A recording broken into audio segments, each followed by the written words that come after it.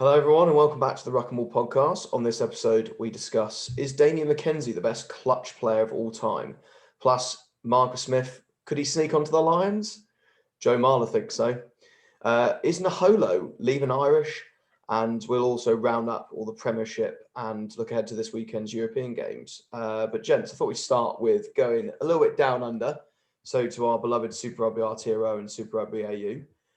Someone we haven't really talked about a lot, who's kind of taken the Southern Hemisphere by storm, though he's been around for a while now, but just seems to find another gear, or he's just standing like heads and shoulders above his teammates. But Damien McKenzie is a joke of a player at the moment. Yeah, I mean, it's obviously the specifics of these. So for context, Joe, in case you've not seen these last few games, the Chiefs have won their last 3 games off, like literally last kick of the game, Damien McKenzie kicking a penalty. And that's the thing that puts them into the lead. And none of them have been easy kicks. And he's in fact missed easier kicks earlier in those games, or not gone for them and gone for the corner. But yeah, well, the Chiefs in general have been really good. Not fantastic. Looking at the table now, they're actually they've scored only the second most points out of the 5 teams. But getting results where they weren't overwhelmingly the best team is a skill. It's a thing that is the game management, the guts, all those sort of intangible things that helps teams win. They've got it.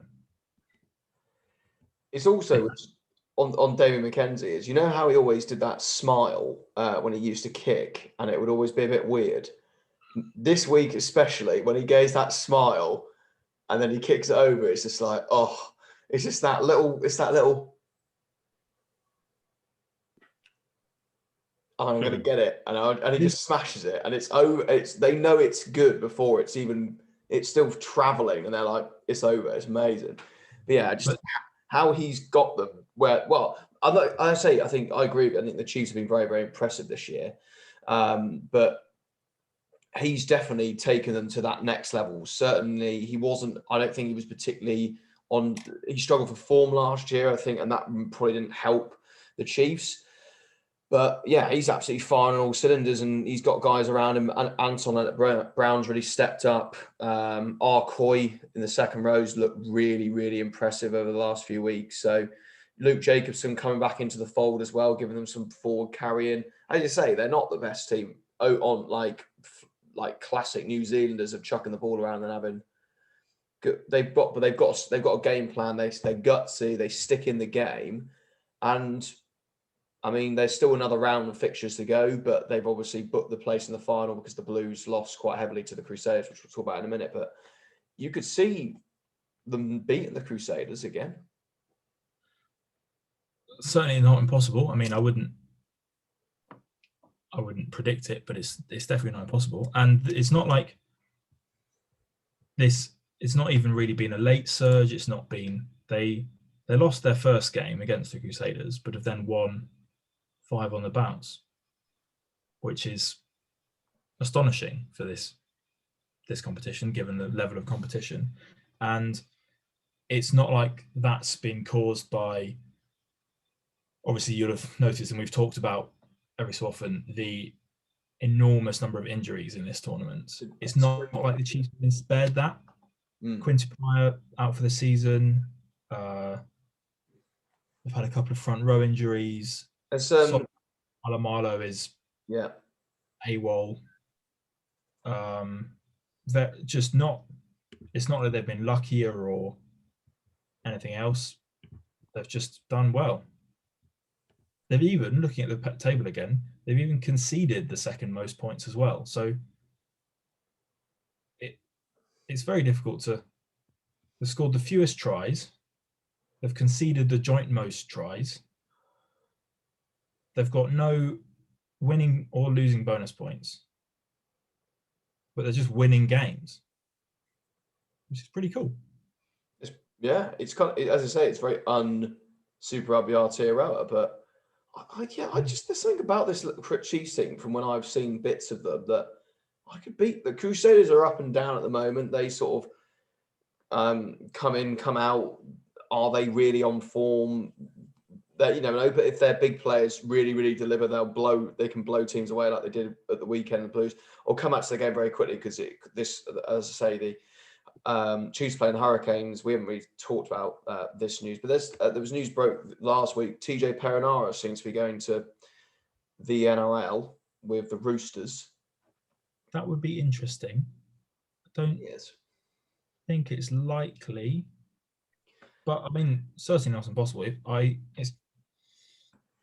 I said I don't think it's likely, and I said that with the subtext of can the NRL pay him as much as would the NRL pay him as much as the All Blacks and the Hurricanes would for when he comes back after his semi-sabbatical, but maybe they can. There's quite a lot of money in the NRL. Especially as well, they're owned by that's Russell Crowe's team, and Sam Burgess has played for them, and we all know how much Sam Burgess likes cash. So, I just I saw it as a playing point of view. I guess he'd play that 7 role, like the sort of not Sam Tompkins, but Burrell. He'd be like a type. Was it? Who's the lad that it is Burrell, but I can't remember his first name. The guy who's got Rob Burrow, who's sort of half back. I think they call it. I think that's the hooker in the league. Yeah, there would be a guy would be similar size to him anyway that was superb in rugby league. So and as a sort of he can play. He is not playing 10 in Japan, but from the highlights I've seen of the team he's playing for, in their structure, he ends up at first receiver more often than not, and they have a forward playing 9, or not playing 9, but sort of forward passing off the base, which is quite a cool way of extending your back line and getting more numbers out of it.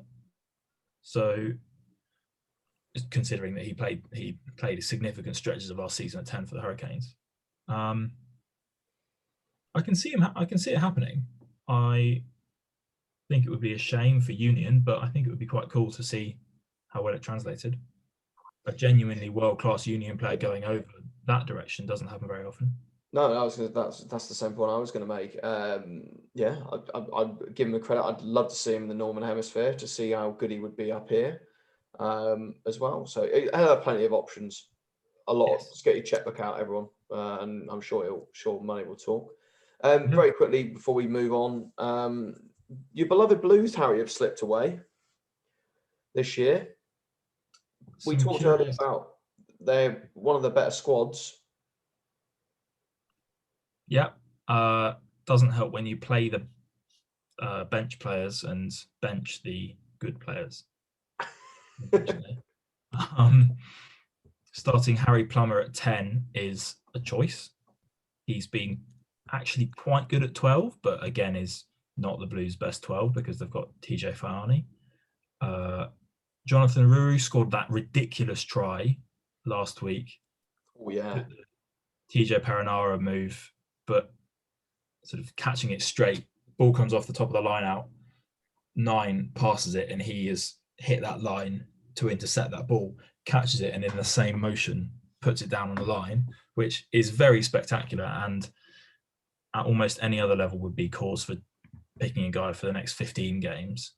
But Sam Nock and Finlay Christie are both better than him at the other bits of playing scrum half. So difficult. Akira Ioane on the bench, like he's actually been playing really well, and I suppose I see the logic in this game in particular. You want more mobile ruck slowing players will slow down rucks and make more tackles than Ioane, but you can't do that like sort of at the cost of not winning the game. Dylan Hunt playing? No, he's had a season-ending concussion. Oh, pre-season. oh dear. Really bad. Oh dear. Well, I say that really bad. They're very, very good at standing guys down in New Zealand because, funnily enough, I don't know this for sure, but you might be aware that the state medical cover covers a decent proportion of your salary if you're unable to work through injury, and to no cost to the employer. I don't know to what extent that's used in rugby, but for example, Luke Jacobson didn't go to the World Cup because he had ongoing concussion issues. James Parsons has retired this season for the same reason. They're very good at, okay, these symptoms are not going away, take a break. They're really, really good at that, better than anywhere else in the world. So he's like, I don't really know anything about his particular situation, but it can only be a good thing that he's not playing. But the guy who played instead of Ioane, Blake Gibson, he's good. Like he would do well in the Premiership. It's just Akira Ioane's a very particular talent. Mark Talia's not had a great season. Is it returning to his actual level? And he just had a ridiculous season last year, but maybe he's not, because he's not young. He's not like he's 19 or was 19 last year, and this is him. He's sort of 25, I think, at least. So who knows? But it is annoying, actually, because it's a really good squad, and if Beauden Barrett had turned up for work, then it would be brilliant, but he's not. So just blame it on Beauden. Well, yeah, actually, like, what's the point in signing for a team if you don't play for them? Well, that's our clickbait for this podcast, is blame Beauden. No, I don't think that's not necessarily fair, because I'm sure it's just part of his contract. I'm going to use it as the title, though. Fine. They would be way better with Beauden Barrett playing. It would solve a lot of the problems. It would make question mark positions not question mark positions. That said, Perifeta's not been bad, actually, at 15. I like Stephen Perifeta. I think he looks quite good. I really like him. He looks a bit... Well, yeah, but that happens. We'll do this in a bit more detail, and I think we can maybe closer to the time we can have a bit of a scoping out what their squads will look like. But I think with Barrett coming back for next season Super Rugby, wouldn't be surprised to see Perifeta turn up at the Moana Pasifika team, or even Aotearoa Black, actually, because you've got this team, you might as well put players who are really talented there, get them more minutes than they would playing behind Beauden Barrett. Well, that's really good, actually. It's a nice link you've done there, Harry, to something I want to talk about, which is the Moana Pasifika that join the competition next year, and the Fiji Drua. They haven't really talked a lot about that side, but because they're already established, we will continue on. But it'll be interesting to see how many Fijians will come back and play for them. I mean, just Levani Bottia would make a massive difference. There's a pay scale between Levani Bottia and the Fijian Drua. Yeah, I think their squad is. Yeah, I think that will be certainly a development side. So, but the Moana Pasifika is really interesting. I really like what they're doing with this. So it's 80% have to be eligible for Samoa or Tonga or have played for both those countries, and the rest can be 20% of other players. So there's obviously rumours flying around. Ali Salvea is like the big name out there at the moment. He's not signed a contract with the Hurricanes. Potentially someone they could put there, pay a lot of money for, one of their sort of, I mean, I'm not a mathematician, but they've got 39 people in a squad. 80% of those have got to be, so you're looking at maybe 5 players that are 6 players? 8, sorry, a fifth of 39. Yeah. So you'd pick one of them, would be him. maybe, but maybe depends, because it's slightly unfortunate, and I don't know if you've seen Dan Leo is, while generally supportive of, I mean, very supportive of the plan as a whole, he's not keen on this this quota thing, because almost every player who plays for the All is sort of counted as being eligible for New Zealand, is also eligible for one of Samoa or Tonga. So there are a lot of players in the current New Zealand Super Rugby teams who are sort of on the fringes of not yet played for the All Blacks, and therefore still eligible for Samoa and Tonga, who will end up playing for this Pasifika team to help fill out that quota, and also just because it's a place to get a contract. But then when the time comes, be picked for the All Blacks and move back to one of the first 5 New Zealand Super Rugby teams, and that doesn't really help the island nations as much as it could. I think well, particularly in the context of the currently appointed director of rugby, and sort of whatever that role is at the moment, and it's like a general manager, I think he is actually. Some higher up administrative position. Those 2 guys are New Zealand Rugby employees. So it has, and some of the criticism is unfair, some of it is not unfair. It's not outrageous to be suspicious of New Zealand Rugby using this team for its own purposes, given that it's paying for it and staffing it, and they're based in Auckland. Yeah, exactly. First year. As much as we would love just all of these fantastic Samoa and Tongan players to just go back, live in Auckland, play for this team, and it win Super Rugby, because it probably could. Probably should. I just don't think it will, though. No, I think it's much more likely to be. I mean, I've got an article on the Crusaders Blues game here. I think it's much more likely to be people like Tanya Lutilea, who are fringe players in current Super Rugby teams, not starting but very talented, going and getting a better career out of it, which is good, and that's good for rugby, and it's good for Pacific Island rugby, but it's not some kind of silver bullet for turning Samoa and Tonga into tier 1 nations yet. They're almost better off probably just, as I say, pumping it full of these young guys on the island. So giving these guys early contracts instead of giving them getting swallowed up into the New Zealand Super Rugby system, and then getting them capped, or start using it as a real building way into those 2 teams. Well, yeah, like the Fijian Dorota will do, is that'll feed into the Fiji team. Well, yes, and you get them playing for whatever the capture team is for those countries.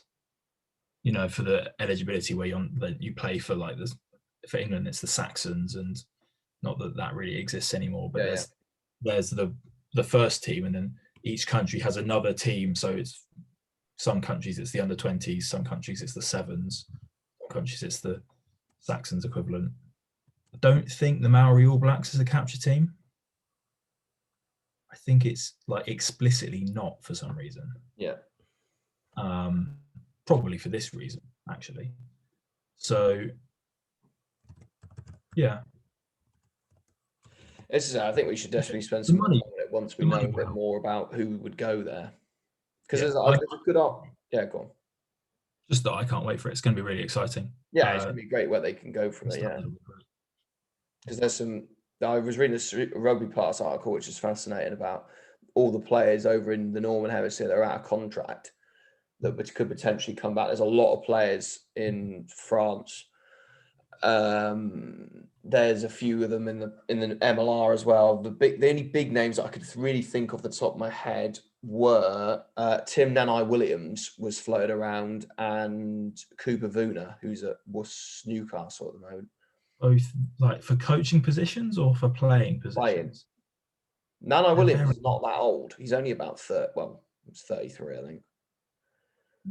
But Cooper Vuna's a bit older than that. But anyway.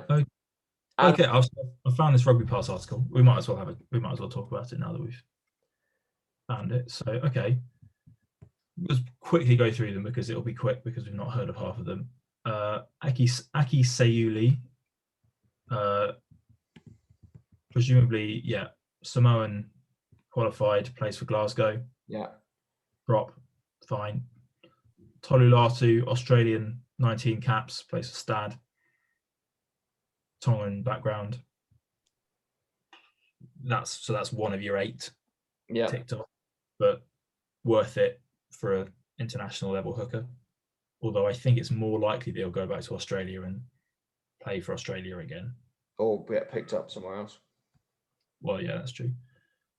Paul Alo Emile, Samoan, 15, 17 caps, plays for Stad. Never heard of him. Filo Paulo, 38 caps for Samoa, 33-year-old second row. He was at Irish at one point. He's not bad second row. Okay. They're going to need a leadership group, which will be important when this.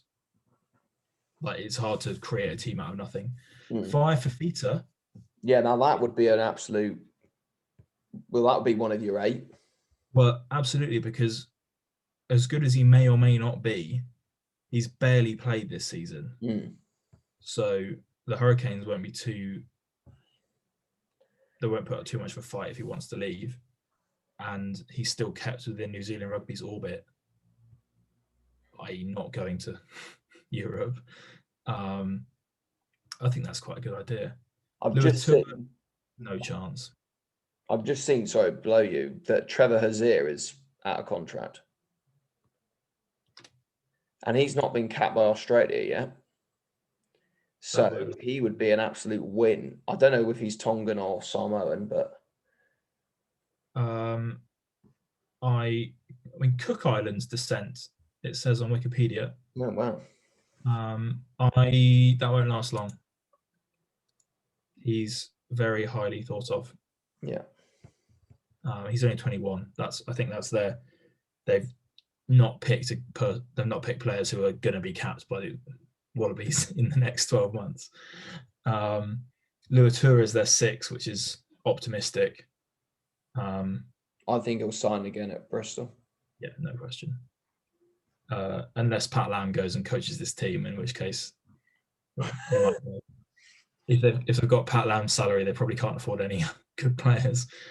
They've got Ardi as their 7, which is Ardi Sever, which is again optimistic. But if he wants to go, then he'll go because New Zealand Rugby can't afford to piss him off. Basically, he's basically the best player in the world, or at least the most impactful.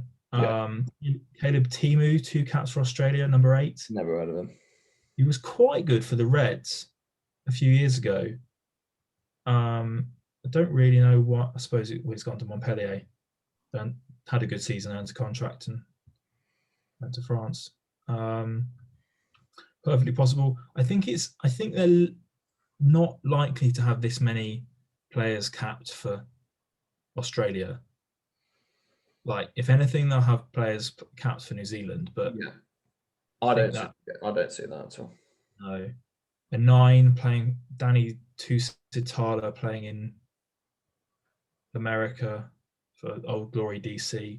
Again, genuinely no point. Unless he's gonna, they should use this for young players, developing young players and giving a young player a starting position. So it'll probably be, they're they've got Jonathan Taumateni here, who's at the Canes, and has been quite good. Not amazing. Possible. Tatora Taurirangi, if I've got that somewhere near being right. Yeah, well, Triple T works as well. Both of them aren't starting. Triple T is not even second choice at the moment. So you can see him going. Yeah, again, both New Zealand qualified, but probably also. I think he's been capped as well, Triple T. I don't think so. Can you look it up? I'll have a look. You carry on talking. So yeah, he might have played for the Maori. I don't. Well, anyway, much more likely to have New Zealand-based guys than Australian. Matt Tamua. Yeah, he's got 3 caps, the All Blacks. Really? Okay. Well, in that case, and he's got a try. Wow. I have a feeling he played for them against, like, I swear he might have got some bench games in, like, the Australia games from a couple of, like, years ago, and against Tonga. I think I saw him play against Tonga once. Yeah. He's 26. Well, that if anything, that makes it like kind of good. If he had him and Taumateni, because obviously Taumateni's not had any caps. Between the two of them, that's a middle-aged, as far as rugby goes, and a young 9. Both of them New Zealand system. One's got a few caps, but doesn't need to be kept in the Chiefs because he's not going to play too much for the All Blacks in the short term. Taumateni needs game time, maybe. Similarly, so their 10 is Tamua, which I think again is optimistic. He's Australia's first choice.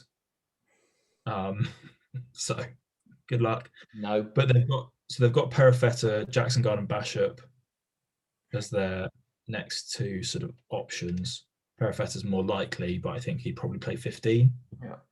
I don't know whether they'll find a 10 from it. Otherwise, I don't know too much about other Samoa and Tongan 10s. I know it's not a position that they're. It's not particular strength of theirs, I don't think. Leua at Bristol on the wing. That's not impossible. That's not a bad signing. My only experience factor, and he's Samoan, so he just slots nicely in. That kind of thing, 32-year-old. That kind of thing depends, I think, probably on where his family are, because he's been in England for 7 years now. It's been there a long time. Hurricanes. So it looks like he moved to Wellington when he was 16, and then went from there to playing for the Hurricanes. So he was in Wellington from 2002 until 2014. So if his family still live in New Zealand, like his sort of parents and extended family live in New Zealand, then that's probably more likely. Again, a good leadership figure, good player, would be good fun. Ngani Laumape, maybe Artie Savea takes him along. That could be fun. That could be fun, but that's not going to happen. Probably not, given that the Hurricanes are currently him plus Beauden Barrett and 13 other people. Siali feels deeply likely. Not a priority keep for Bristol, and very proud of being Tongan. I think that would be quite good fun. And he's the Tongan captain, isn't he? I thought he was the Tongan captain as well. Might be, yeah. But obviously family in New Zealand, given that Charles played for New Zealand. So, and his age as well. Yeah. Sort of very similar situation to Leua. Some of the other names, TJ Faiani, if he keeps being ignored by the Blues, not impossible. Has he got any All Black caps? That'll be the only question. I think TJ Faiani would be brilliant in the Premiership. He's our age. Yeah. He's younger than me. And he's been the Blues club captain. That's absurd. I mean, if he doesn't end up going there or he doesn't sign a contract for the Blues, someone in the Premiership definitely should be looking at him. No question. He is phenomenal at just a good, solid 12. Like, we've gone too much the other way of having sort of these ball-playing 12s. He's a vintage. Oh, He's got crap. hands. He's Got not. great hands, but I'm saying he's not this sort of, these 10s that are playing 12 and all that sort of jazz. Yeah, This no, is he's like Lani Laumape, but a bit smaller with hands. Yeah.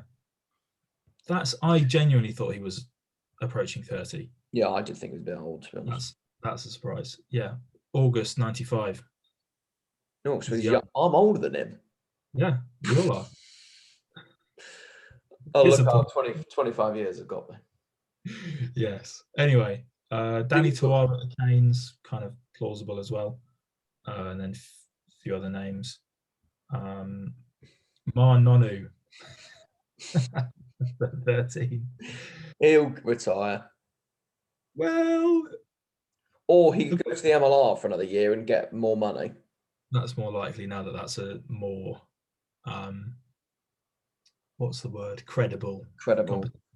That's been good. That is. I still want to talk about the MLR at some point. Probably not on this podcast, but it's been pretty. Kupavuna at 14 for them. Tonga Caps, good pro. Yeah. Age is a problem, but yeah, but it's a short-term thing to fill out the squad, and then as they bring through more. Yeah. Got young Smaran, and then Tim Nano Williams. He's only 31. 31. That's very plausible. And he could play for half as well. Yeah, Claremont will be paying him some money, not loads, I suspect. No. So we will see. Let's have a quick look on there. So 80% of the players on the franchise's roster will need to be eligible to play for Samoa, Tonga, Fiji, or any other Pacific nation. That would leave 8 players within the franchise's 38-man squad available to play for the All Blacks, Wallabies, or any other Test nation.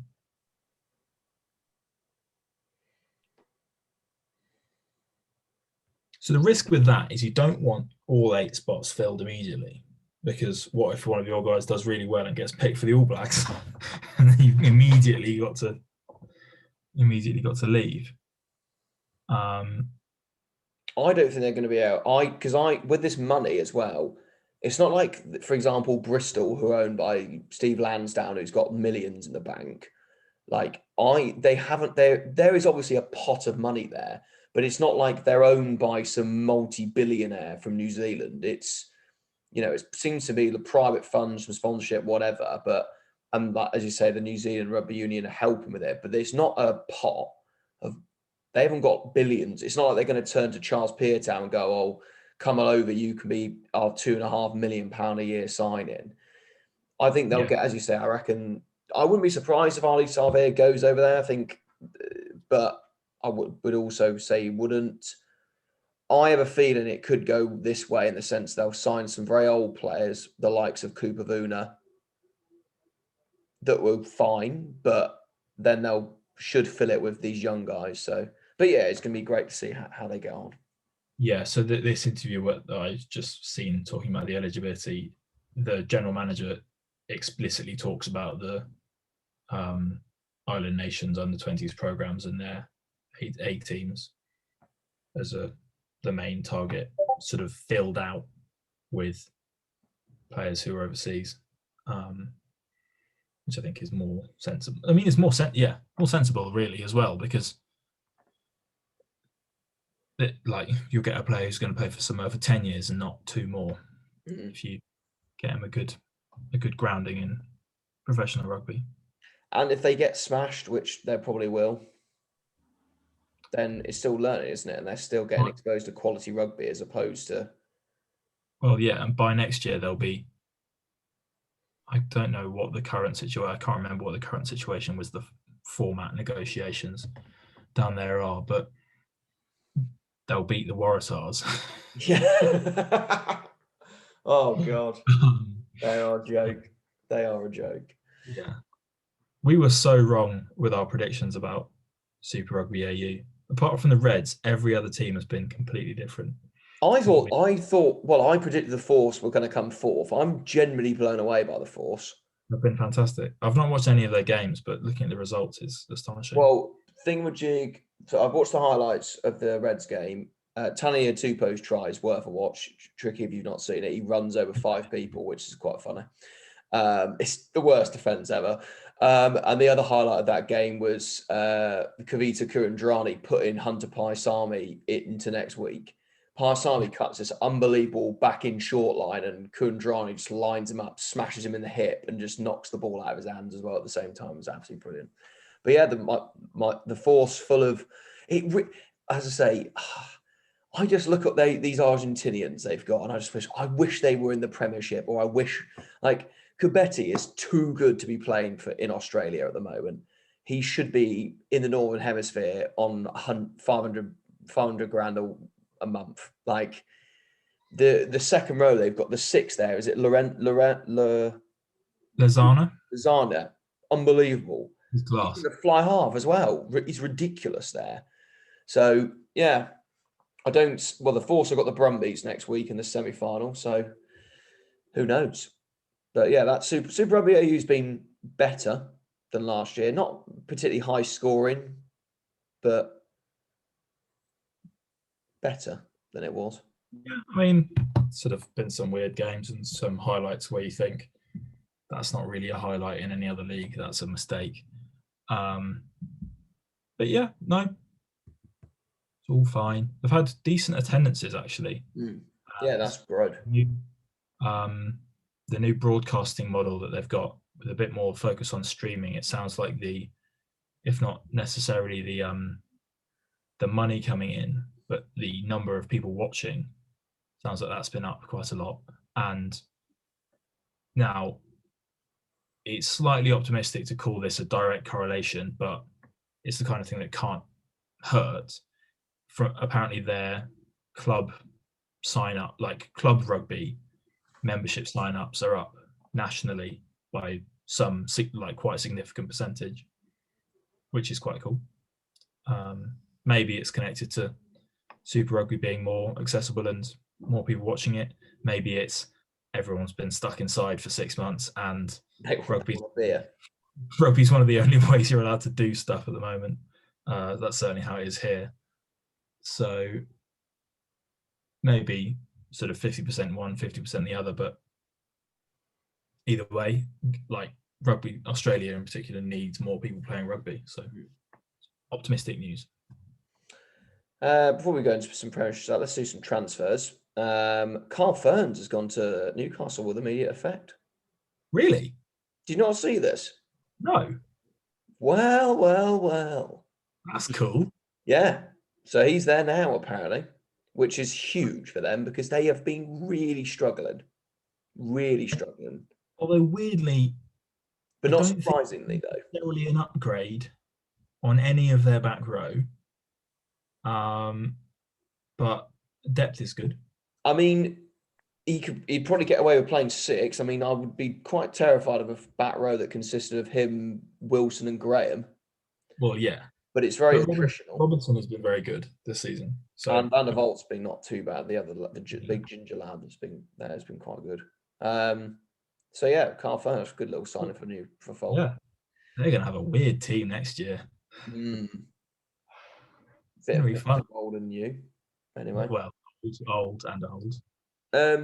This is purely speculation, really. This hasn't even come off a fan website. This is purely me starting a rumor here. YC Kanaholo is going to be out of London Irish at the end of the year. Judging by his Instagram message of "We will see you soon," with him putting a picture of his child in it, either means that he's going back to. It's either happening 2 ways. His wife and his son are going back to New Zealand, so he'll finish his because what's really weird is he played in a shadow match against Wasps A the other weekend out of nowhere. They just played him, so he's fit. Well, he played 40 minutes. Whether he's fit, he looks like he's lost a bit of weight. He looks a lot more fit than he was. So you want to look at this twofold. My thing was he's going, originally I thought he's going back to New Zealand with his family for a bit because he's still injured and then he'll come back in the summer again because he keeps going back and forward. However, from looking at the tweet his Instagram post, it seemed to be that his wife and his baby are going back to New Zealand potentially, and he'll probably see the remaining of the 5 games out at Irish and then also then return to New Zealand, which I think is the likelihood, because there will be no point of Irish unless he got injured again in this shadow match, which no one's talking about. Again, so he's rehabbing again, or the fact that we can get him out for the next 5 games, because he wasn't involved at the weekend, wasn't on the bench, which against Quint, especially the side that Irish put out at the weekend, which we'll talk about in a minute, which was a bit of a rotated team anyway. Very strange. But yeah, I definitely think he's probably going to go, which... I think 40 minutes sounds to me like he's not match fit. So give him a soft entry, given that he's been out for ages with this ankle injury. And we've got 2 weeks until the next game against Wasp.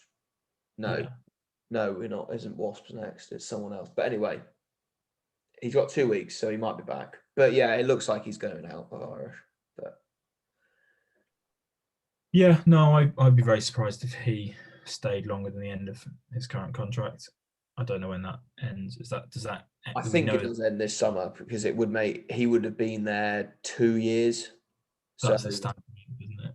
Unless it's something. I think he's played like 11 times. He scored like 5-6 tries though, but only played 11 times or 10 times. Not great. But slightly more positive news for Irish fans is that Adam Coleman seems to be looking like he's going to be signing a contract extension, which would be absolutely bloody brilliant. Because I'd love to get, if we can get Coleman and Simmons firing with Steve Maffey still knocking around. Looks pretty decent in the second row. There's some other little signs in and around. Irish we signed a Russian lad in the week and some South African hooker. And there was a few other little minor signings around. But the big rumour anyway this week is Worcester are cashing in some money and looking like they're going to get Owen Williams. Remember Owen Williams? Yeah. Gloucester? Yeah. Who's been playing, I think, at the Ospreys? Has he been in Japan? Or Japan? No, he's been in Japan with... No, you're right. He's been in Japan with the NTT Hurricanes, the one that's Ackerman coaches. So apologies. Well, yeah, I don't think he would necessarily be first choice, but he's quite good in that he can cover 12 as well. Well, they haven't got Duncan Weir's leaving, so they need a international level 10. Yeah, and I saw something about apparently Wasps are interested in getting Searle back, which would be... Yeah, but then Lee Blackett's crushed that by saying he wants to base himself rotating Atkinson and Umanga around. And based off Umanga yesterday, I don't think they need another fly-off.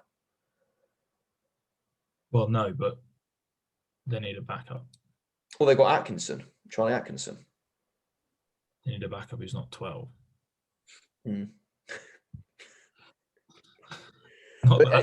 seemed to be that Black, because again, Sopowanga's leaving, and was it Blackwood? Was it Blackwood?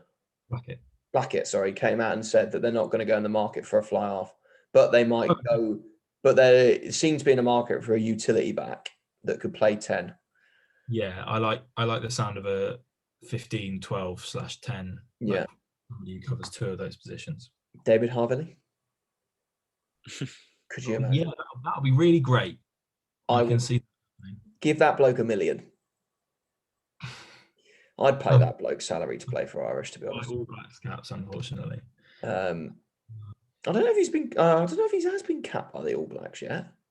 Nobody will be. He'll be first choice 12 this summer. Oh yeah. Brilliant. Right, Ruggers. Feel free to chime in as we just bounce off some of the stuff. So Exeter looked a little bit back to their overall best against Bristol. Admittedly, Bristol missing Randrandra, Randall, Sheedy, and Hughes, admittedly, from their team, and Exeter literally of their best team out because Noel was back. Johnny Gray highlight of the game was Johnny Gray's 60-meter spiral kick, which if you've not seen that, go and see it. It's probably doing the rounds on TikTok and Instagram. That's absolutely fantastic. But Bristol, when Bristol's attacking game doesn't work, they really do look really ordinary. And I've said to you before, they need a plan B.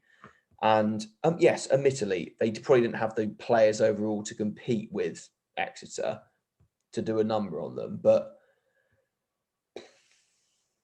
yeah, they looked a little bit clueless for that game. Simmons at 10 was a lot better for Exeter. Simmons as well in front of Gatlin ran. I think there was one bit where he broke the line and he was up to 23 miles an hour in about 10 meters. It was absolutely ridiculous. That for the O'Flaherty try? Yeah. That is not going to get him picked for the Lions or England as a back row. That's literally when the fullback should be running. Yeah, on the wing. Probably. Well, yeah. Like, no.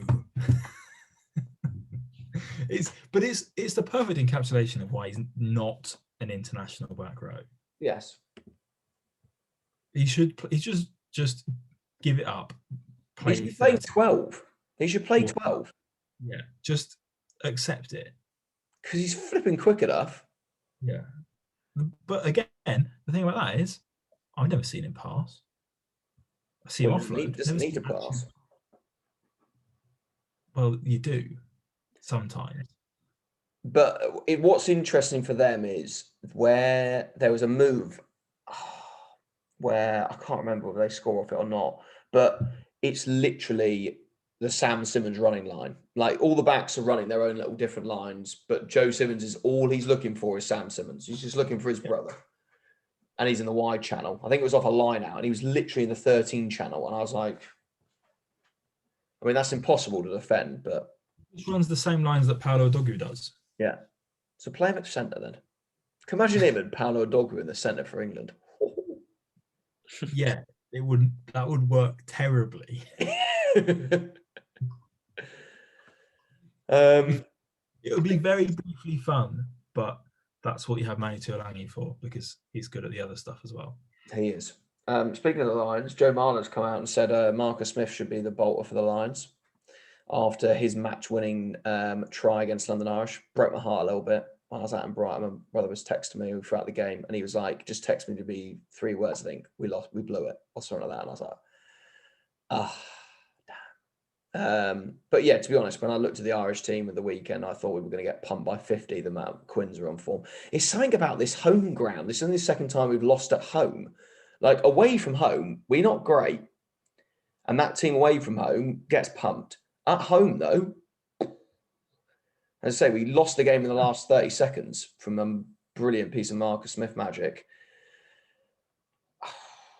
Do you want to humour anything from the Lions? As in Marcus Smith playing for the Lions? Yeah.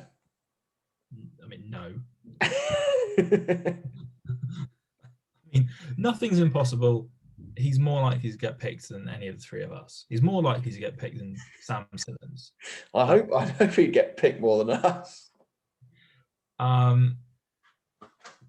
He hasn't played really any international rugby. He's played none. How this works. I love that people can make these time. For the same reason. If Bigger's got a dead leg, so he could be out. Sexton doesn't look like he's fit. Farrell's Farrell. Russell could get injured. George Ford is a magician. Done. Well, he might not last. I don't know. George Ford's a magician. I don't know if he threw the did he throw the interception pass for Hutchinson in that game? He could. Even if I had seen it, I would say I don't know. I thought it might have been him. Well, let's move on to that one now because I mentioned Dan Bigger. Dan Bigger, have you seen the highlights of him tackling Visa? I watched the first half. Oh, yeah. Second half, he just broke through. I was like, they're going to score, and then he's just flicked one arm out. He's on one leg. I was like, I have to say, Dan Bigger, when he first moved to Northampton, I was like, cash money. But he puts everything on the line for Northampton.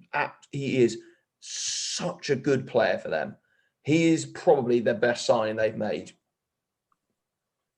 since Louis Picamore. Yeah, no question.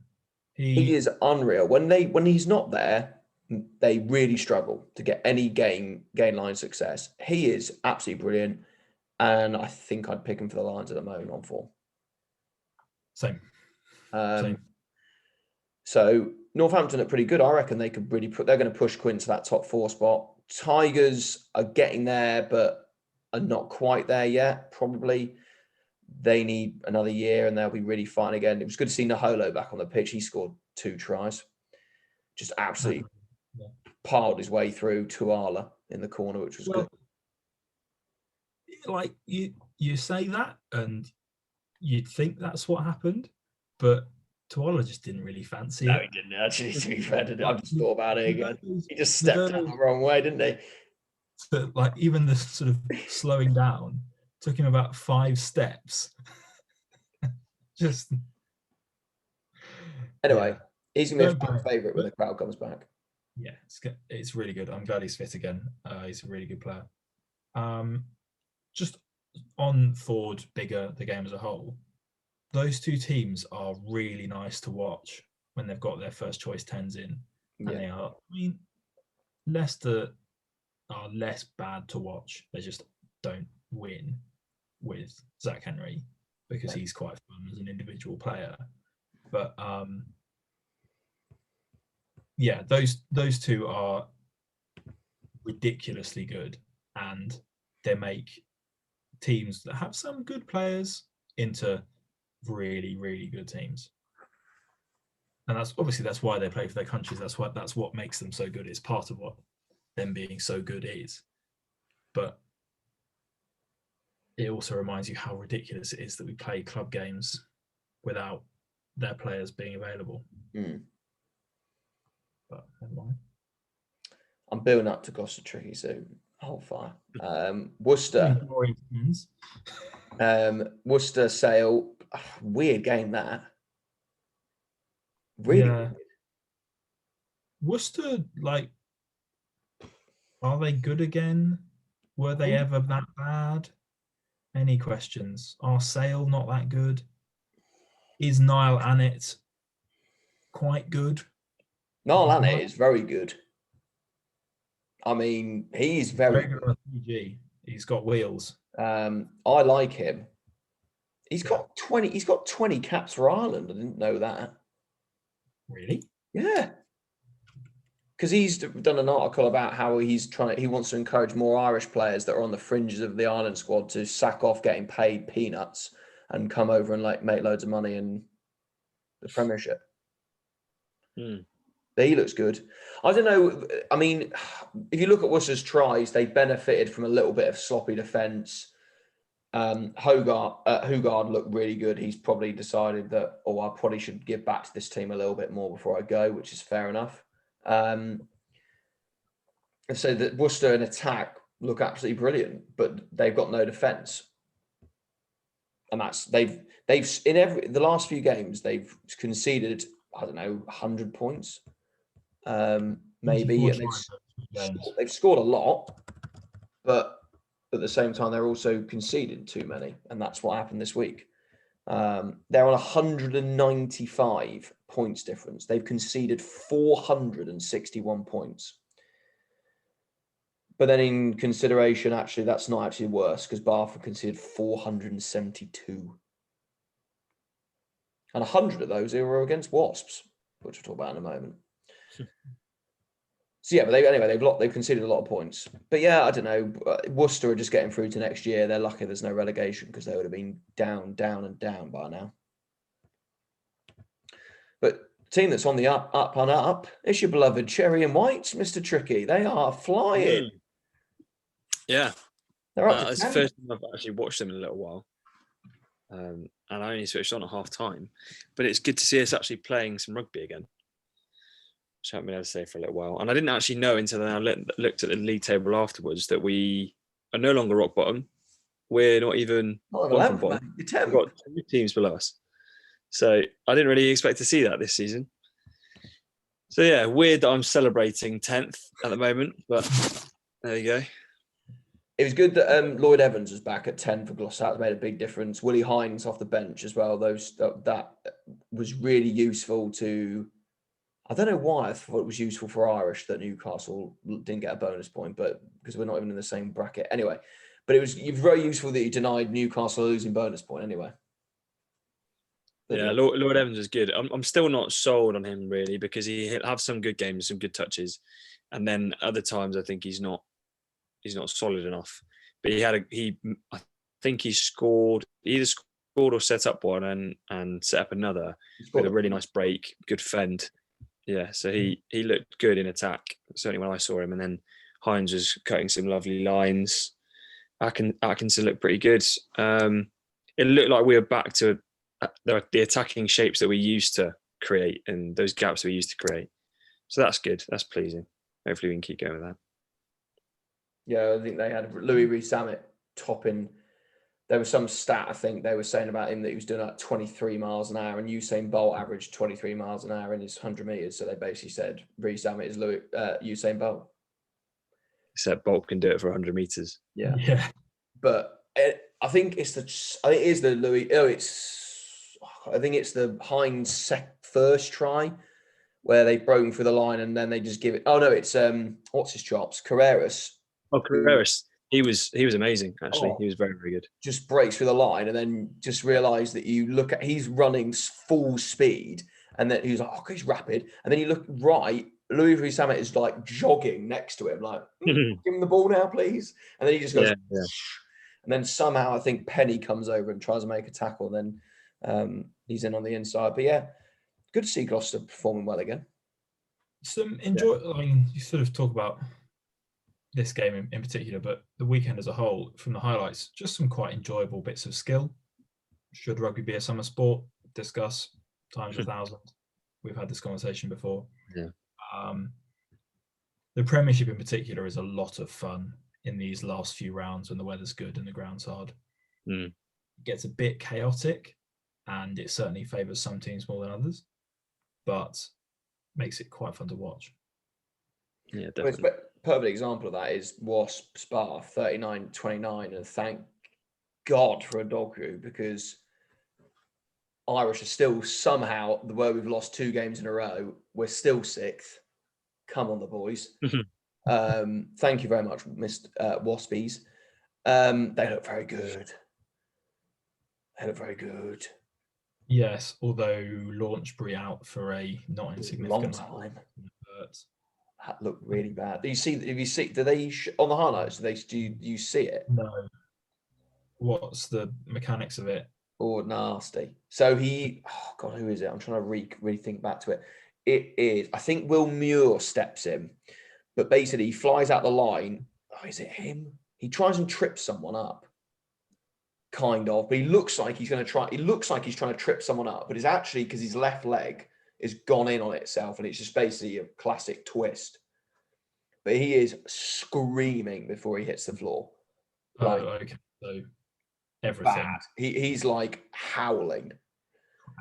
So he is out for a while. But the good thing is he walked off the pitch. Oh, okay. So they brought the stretcher out, but he got carried up and he limped off. But yeah, he could be out for a while. Lyons has probably gone for him. But again, he's brilliant. Will Rowlands is going to be really missed by them when he goes. That's the thing that worries me. Rowlands carries the burden when Launchbury's not there, and you can't get away with not having a good second row in the Premiership. Well, you can't really get away with not having 2 good second rows. You need 2 second rows. Yeah, I mean, literally, there are 2 at any one time. But, like the teams that don't have 2 good ones are not good. The teams that have 2 good ones are good. Yes, and if they've got one on the bench, yeah, it makes even more difference.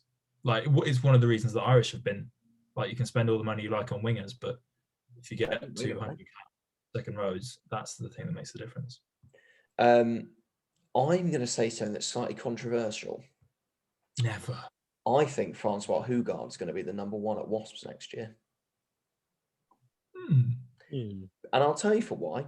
I wasn't that blown away by Dan Robson, because I got my really coaching critique hat on, and I watched a few times that his passing to the fly halves wasn't that very good. It was, you know how you want your 9 to literally zip it out in front of the 10 and the 10 catches it like that. Most good 9s, like someone we haven't really mentioned, Alex Mitchell, one to watch, the next England 9. Very, very good. But we'll come back to it. Annoying. So he looks very good. He destroyed Irish the week before. We obviously didn't see each other then. But anyway, I'll move back to Robson. There was too many times. Every third pass either went too low or was here for Amanga. So Amanga's doing this all the time. And to be fair, Amanga was absolutely brilliant in that game. The double pump to put Le Bourgeois in for a try was absolutely superb. And when he's on, Wasps are really on. And when he's not on, they struggle a little bit. Because there was a few instances in the first 20 minutes that Bath didn't really capitalise on with a lot of drop balls. But yeah, Robson's not... I was looking at him going like... We kept going, oh yeah, get him for England. But I was looking at him going, really?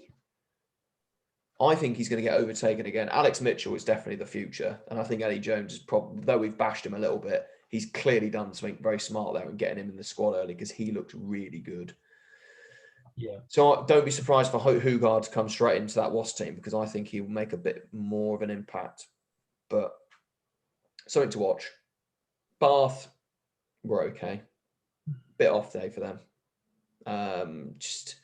They rely too heavily on... They've become too much. They are, in the 5 metre channel, better than Exeter now. Close to the line, they just score. But you look at their tries, 3 of them were by forwards. You got one by back. Yeah. And bear in mind, the back line was Chudley, Bailey, Muir, 7 specialist, Redpath, we know how good Redpath is, Joseph, Thokanasinger, Watson. It shows up what a good 10 is and a good 9. Oh my God. Spencer made a bit of a difference to them when he came on as opposed to Chudley. So, but yeah, they are just scraping towards Cipriani at this rate anyway. I thought he was joining with immediate effect. I don't think so. Was that? I don't know. Weird. I don't know. Who knows? He can do what he wants. I know, but does he not want to play rugby? Oh, I don't know. He's pretty happy at the moment, isn't he? Well, that's true. Well, no. Very quickly before we just go into the last little bit, there's 2 things I want to talk about. Have you seen the Saracens Ealing result? I saw that Saracens won. 48-20 they won. Yep. With an absolute joke of a team. They win pretty much every game now, don't they? That's the thing. My God, that team is a joke. That being said, the very small amount that I read about that game, apparently Vincent Koch is not the player that he was 18 months ago. He scored 2 tries. So yeah, apparently his scrummaging is poor at championship level. Interesting. Who knows if that could be championship refs don't see the dark arts that are picked up on at higher levels, so he's having to sort of adapt to that. But yeah, I mean, teams with internationals beats club team more at 10. And very quickly, we should obviously say congratulations for a 3rd time in a row that England women have won the Six Nations. They beat France 10-6 over in France. I've watched a few highlights and I've watched actually a lot of their insider camp stuff. They've done a lot more on England rugby which is really good. And I really think the women's Six Nations, for it to develop, cannot go on at the same time as the men because it just gets lost. Yeah, I agree. It was on BBC Two at the weekend. Obviously, unfortunately, I wasn't around in front of my home to see it. But from the highlights I say, England at the moment, England and France are dominating that competition. France are a seriously good outfit. Scotland, Ireland, Wales, and Italy are still really in development stages. England, what was good from looking at it is they were basically Simon Middleton is just basically chopping that team every week. So they'll just flip. So Sarah Hunter, who's actually the England captain, didn't start. She was on the bench. She's come back from an 18-month injury. Scarrett was the captain. So Poppy Clear was she looks really, really good at number 8. Big, powerful, got great hands. But yeah, the good thing is they just seem to chop and change. Like Marley Packer, who's their 7, who's absolutely brilliant. She's unreal over the ball, but she was completely dropped out of the 23 the week before. Crikey. For rotation. So again, I think McDonald and Rowland at fly half with Zoe Harrison, who's been playing 10, moved to 12. So yeah, there's some. Okay. Yeah, I mean, it is, as you say, sort of about the competition. It's still a bit annoying that only England and France have the. Well, no, this isn't entirely fair because the England and French players aren't full-time pros in the same way that the men's ones are. So it's not quite the same, but the level of professionalism in England and France is above that. It's a joke. Yeah. So much higher than the rest of them. And it's still behind where it probably should be. But yeah, it's good to see the England women's team doing really well. Yeah, no, I think there's something to be said for not forcing it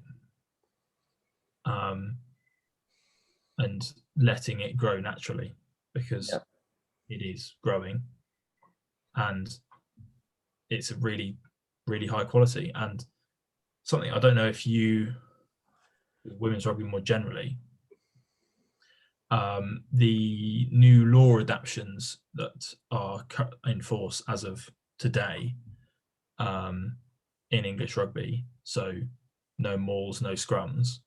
The women's Premiership have been trialling that since their season started this year. Mm-hmm. So all of our we got sent round a sort of package of this is what the game looks like for that. So every club rugby player in the country has seen clips of top level women's Premiership games today. That's cool. And I don't know that. Yeah, no, it's obviously they're good and it's good rugby and it's good to watch. So it's both going to be a very useful tool for us going forward as a thing to reference, and also just a bit of exposure. So maybe a few more people will watch those games. Still on their own. Fingers crossed. I certainly will. I will definitely be there. Right, last little bit then, very quickly. Obviously, European Cup's back next weekend. Friday night, Tigers Ulster. Ulster? No idea. I mean, Leicester are good. Leicester are good at home. I think this Ulster team looked very, very well put together. Yeah. I don't know what Ulster's availability situation is, but Leicester have got almost everybody fit and not suspended currently. So I think Ulster rested a bunch of players in this Rainbow Cup last weekend. Oh yeah, we haven't spoken since that fell apart, did we? Have we? No. This is the one that's meant to be Pro 14 plus of South African teams ahead of the Lions them fully integrating into the Pro 16 next year, or rather in September. But the South African teams can't take part because of COVID, which was always quite likely. But yeah, just gives these other guys more time. I mean, Benetton beat Glasgow and Munster thrashed Leinster, but Leinster put out a second team because they're playing La Rochelle. Yep. Or La Rochelle Leinster. Ron O'Gara is confirmed as the director of rugby for next year, with John O'Gibbs moving on. That's good fun. Rowan. Yeah. Oh, that's tough. Yeah, I think I might need to watch that game. It's on Sunday. Same time as the F1 though. Problems. Give me La Rochelle. Come on the yellow and black. Sorry to jump back. What's your thoughts on that Wasps kit? How nice? Somewhere between love it and hate it. But I thought it was great. Yeah, no, it's definitely it's different, and like there's no point in having a kit that looks the same as everybody else's. Apparently, Paolo Dogwu is going to design the away kit for next year. Why not? Which, because him and Amanga own a clothing brand together. Anyway, we're going off piece, but That's cool. That La Rochelle kit made me think of the Wasp kit. Our beloved Bordeaux, though, boys, come on. Are we going to back them away at Toulouse? Biggest game. Probably not. Yeah, Toulouse have probably got to win that one, haven't they? It's a very, very good player. But I'd love to see Jalibert. I'd love it. I hate to say it, but I'd love it to be a kick fest like the week before, and Jalibert just to knock 12 penalties over. That'll be good. And then Bath Montpellier. Bath at home, Montpellier. Beno Urbano suspended. Yeah. That's going to be an issue for them. It depends if Montpellier take this seriously. But are they not still having a horrendous season?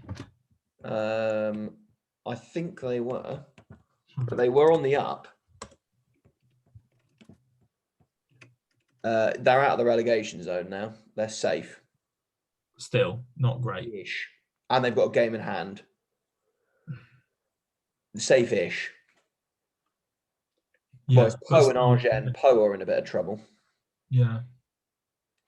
They've probably got enough of the game in hand. I go Bath though at home, to be honest. Bath at home at the moment are very, very hard to beat. Right. Definitely get some rugby in this weekend. Right. We'll leave it there, gents. Have a nice week. And if you don't already, do subscribe. Let us know what you think. And we'll see you next week. Yep.